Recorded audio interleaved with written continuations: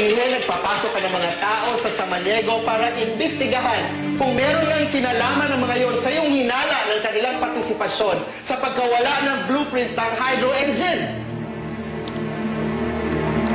Hindi ko na ipagsisinungaling pa yan. Alam mo ba na iligal ang iyong pinagawa? Objection, Your Honor! Overruled! Answer the question. Para malaman kung may kinalaman sila sa pagkawala ng blueprint. Sa pagbagsak ng proyekto na mahigit 10 taon tinrabaho at pinahirapan na Aranas Motors. Oo, illegal. Pero sino ang mas may kasalanan sa aming dalawa? Mr. Aranas, at ano naman ang iyong napatunayan? Na may kinalaman sina Congressman Gatos, Mr. Palma, at ang Samaniego. My lawyers are going through it. Better ask them, not me. Mr. Aranas, there is due process here at hindi katakatakang kaya mo nang gawin ang lahat ng binibintang sa'yo ni Congressman Gatos at Mr. Palma. Pinag-uusapan dito, blueprint at ang red folder. Magkaibang usapin yun. Magkaiba pero konektado. Dahil dito napapatunayan kung gaano kadumi ang iyong laro. Objection, Your Honor! Misleading! Overruled! Answer the question.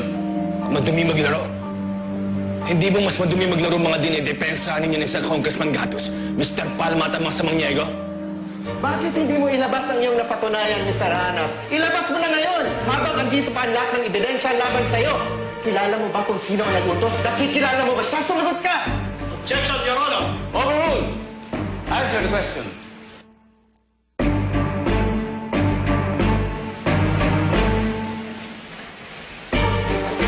Wala na ako ibang napatunayan. Wala kang napatunayan. Dahil ang ibig kong sabihin nun, lahat ay pagsisinungaling ang sinabi mo sa korteng ito. Desperado ka lang at naghahanap ng mapagbabalilan sa lahat ng iyong pagkukulang. Hindi totoo ang iyong mga sinasabi. Ano? Sumagot ka! Sumagot ka! Ako nagbigay sa mga Samaniego ng design ng hydro engine!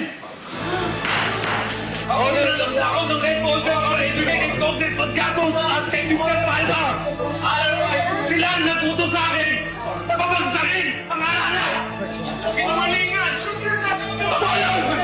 Kaya dapat ako ang hinihingi ko dyan! Hindi si Coach! Hindi si Carlo! Hindi ang kuya ko! Coach!